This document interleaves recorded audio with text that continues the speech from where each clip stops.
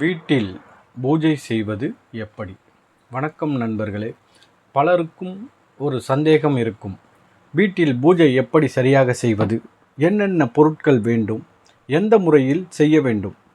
இன்று இந்த வீடியோவில் மிகவும் எளிமையாகவும் தெளிவாகவும் வீட்டில் பூஜை செய்வது எப்படி என்று ஸ்டெப் பை ஸ்டெப்பாக பார்க்கலாம்.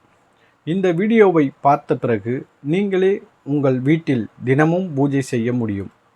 அதற்கு பெரிய விதிமுறைகள் தேவையில்லை. சிறிய ஒழுங்கும் மனதில் பக்தியும் இருந்தால் போதும். முதலில் பூஜை செய்யும் இடத்தை சுத்தமாக வைத்திருக்க வேண்டும். ஒரு சிறிய மேசை அல்லது பூஜை அறை இருந்தால் நல்லது. தெய்வ படங்கள் அல்லது சிலைகள் வைத்து கொள்ளுங்கள். தினமும் அந்த இடத்தை சுத்தம் செய்யுங்கள். முக்கியம், சுத்தமான இடம் நல்ல ஆற்றல். பூஜைக்கு தேவையான முக்கிய பொருட்கள்: தீபம் அதாவது விளக்கு, தூபம் அதாவது அகர்பத்தி, பூக்கள், குங்குமம், சந்தனம், நெய்வேத்தியம் அதாவது பழம் அல்லது சாப்பாடு. இவை இருந்தால் போதும். மிக எளிய பூஜை செய்யலாம். பூஜையை தொடங்கும் முன் முதலில் தீபம் ஏற்ற வேண்டும். இது இருளை நீக்கும் ஒளியின் சின்னம். நல்ல ஆற்றலை வீட்டில் வரவழைக்கும். தீபம் ஏற்றும்போது மனதில் நல்ல எண்ணம் வைத்து கொள்ளுங்கள். இப்போது கண்களை மூடி ஒரு நிமிடம் அமைதியாக தியானம் செய்யுங்கள். பிறகு எளிய ஸ்லோகங்கள் சொல்லலாம்.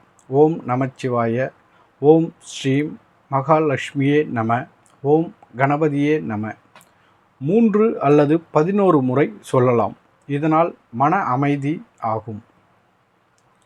பூக்களை தெய்வத்திற்கு சமர்ப்பிக்கவும், குங்குமம், சந்தனம் வைக்கவும், நெய்வேத்தியம் சமர்ப்பிக்கவும், பிறகு தீபம் கொண்டு ஆரத்தி எடுக்கவும்.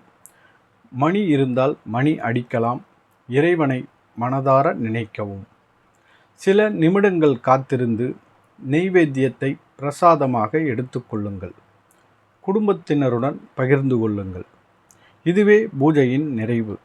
பலர் செய்யும் தவறுகள்: அவசரமாக பூஜை செய்வது, கவனம் இல்லாமல் செய்வது, சுத்தம் இல்லாமல் செய்வது. நினைவில் வையுங்கள், மனசாட்சி ப்ளஸ் பக்தி தான் முக்கியம். தினமும் பூஜை செய்தால் வீட்டில் அமைதி அதிகரிக்கும், மன அழுத்தம் குறையும், நல்ல ஆற்றல் உருவாகும், குடும்ப உறவு மேம்படும். இந்த வீடியோ உங்களுக்கு பயனுள்ளதாக இருந்தால் லைக் பண்ணுங்கள். உங்கள் நண்பர்களுக்கும் ஷேர் பண்ணுங்கள். இன்னும் இப்படிப்பட்ட ஆன்மீக வீடியோக்களுக்கு சப்ஸ்கிரைப் பண்ண மறக்காதீங்க. நன்றி, வணக்கம்.